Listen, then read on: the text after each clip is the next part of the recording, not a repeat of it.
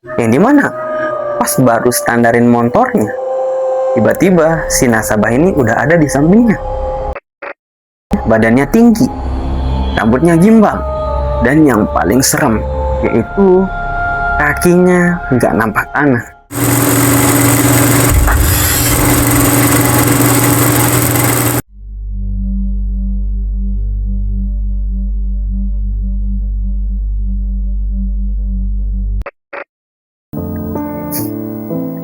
Halo pasukan malam, balik lagi bareng gua.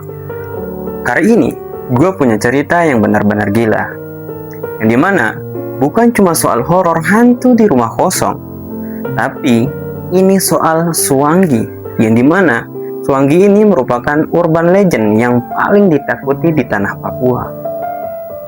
Lu bayangin, lu cuma kerja sebagai debt collector, niatnya narik angsuran yang nunggak 7 bulan, tapi malah berakhir dikuntit sama satu keluarga penganut ilmu hitam.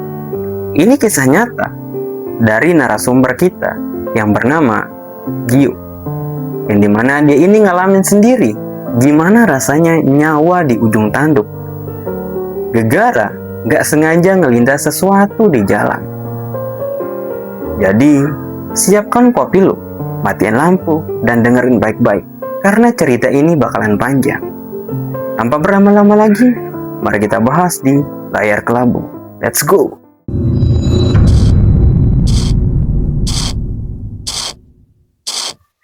Jadi, cerita ini dimulai di awal tahun 2024, yang dimana Mas Gio ini kerja di leasing di daerah Jayapura. Dan suatu sore, dia dapat tugas untuk menagih nasabah di daerah Arso yang nunggaknya udah parah banget, yaitu kurang lebih 7 bulan lamanya. Dan Mas Gio ini berangkat jam 4 sore dan perjalanan itu selama 2 jam, yang dimana dia ngelewatin hutan sawit. Kalian tahulah gimana suasana hutan sawit kalau udah mau gelap. Kanan kiri cuma pohon, sunyi banget. Dan di tengah jalan, motor Mas Gio nggak sengaja ngelindas ular kecil, yang dimana itu dikarenakan Mas Gio ini buru-buru ngejar waktu. Dia nggak berhenti buat mindahin itu bangkai ular. Dan yang nggak dia ketahui kalau itu adalah awal dari malapetaka itu. Dan pas nyampe di rumah nasabah, Mas Gio ini ngerasa aneh, yang dimana pas baru standarin motornya, tiba-tiba si nasabah ini udah ada di sampingnya. Padahal tadi pas dia datang, itu rumahnya sepi banget, kayak nggak ada penghuni. Dan interaksi pertama yang dilakukan oleh nasabah, yaitu si nasabahnya ini langsung marah. Dimana logatnya kental banget. Dia bilang, "Kau sudah lindas anak saya." Lantas Mas Gio ini langsung bingung. Dia cuma ngerasa nabrak ular, bukan orang. Akan tetapi, karena nggak mau berurusan panjang dengan nasabah tersebut, si nasabah ini minta tebusan, yaitu dibeliin kopi sama pinang. Jadinya Mas Gio ini nurut-nurut aja. Lalu Mas Gio ini nurut-nurut aja, dan dia pergi mencari warung, yang dimana jaraknya ini cukup jauh, yaitu 30 menit dari tempatnya tersebut. Dan di perjalanan mau sampai ke rumah nasabah, Mas Gio ini ketemu anak adat, yang dimana pas dia bilang mau ke rumah nasabah itu, si anak adat ini kaget. Loh, di sana nggak ada orang. Rumah itu sudah lama kosong, kata anak adat tersebut. Dan kejadian gila, pas Mas Gio balik lagi ke rumah nasabah tadi, yang dimana rumahnya ini sudah berubah total. Yang tadinya rapi dan bersih, sekarang penuh alang-alang tinggi. Dan rumahnya ini kayak terbengkalai, seperti rumah hantu.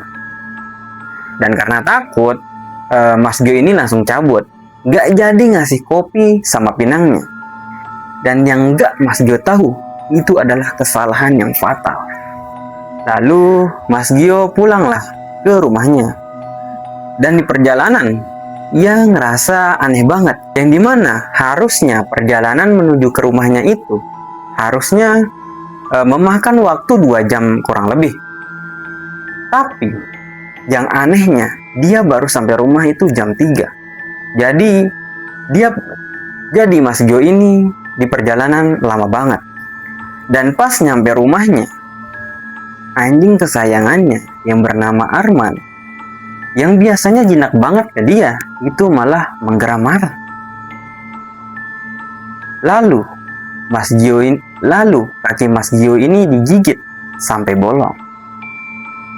Sampai ibunya Mas Gio ini notice dan bilang, "Kok bau apa?" Seolah ada sesuatu yang nempel di badannya Mas Gio tersebut. Dan singkat cerita, Mas Gio ini balik lagi besoknya bareng temannya yang bernama Gilbert. Dan di sana mereka lihat penampakan si nasabah lagi.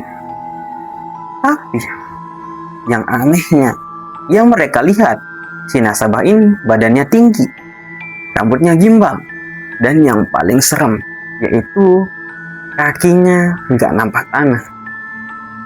Padahal sebelum jalan, si Gilbert ini nggak percaya kalau Mas Gio ini ngelihat Suanggi.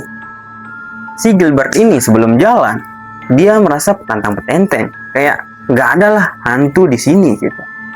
Sampai akhirnya dia melihat kejadian tersebut, dan akhirnya kepala suku di sana itu turun tangan. Mereka bilang, nasabahmu itu Suanggi. Dia ini satu keluarga penganut ilmu hitam, yang dimana bapaknya bisa berubah menjadi hewan, bisa lompat dari pohon ke pohon. Lalu dilakukanlah ritual doa adat malam-malam, yang dimana Mas Gio ini disuruh merem. Tapi karena panik, dia ini ngintip. Dan dia ngelihat rambut gimbal panjang, di mana rambut itu panjang banget, lagi berdiri di atas kepalanya. Lalu Mas Gio ini langsung pingsan. Dan ritual itu gagal total, karena Mas Gio melanggar aturan yang tidak karena Mas Gio ini melanggar aturan. Dan kepala suku sampai batuk darah gegara doanya ditolak sama si Suanggi ini. Terornya berlanjut, yang dimana 2 hari kemudian anjingnya yang bernama Arman itu mati mendadak dengan kondisi sangat mengenaskan, yang dimana telinga dan hidungnya ini keluar darah yang bau banget. Baunya ini busuk banget. Dan bahkan setelah Mas Gio pindah kantor dan berusaha menghindar, dia tetap diganggu, yang dimana dia bermimpi digigit ular tiap jam 3:15 waktu subuh. Dan dia juga ngelihat ular jadi-jadian di dalam rumahnya, sampai dapat mimpi aneh soal burung cendrawasih yang menari. Dia juga sempat ketemu anak keempat nasabah itu yang normal.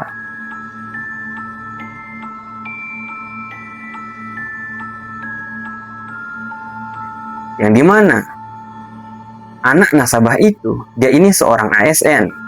Dia nggak memiliki ilmu seperti bapaknya. Tapi si anak pun angkat tangan kalau soal keluarganya. Dan kata anak nasabah itu, dia ini bilang, kalau soal keluarga saya nggak bisa bantu. Kakak banyak-banyak berdoa saja. Karena dia tahu bahwasanya keluarganya itu sangat berbahaya.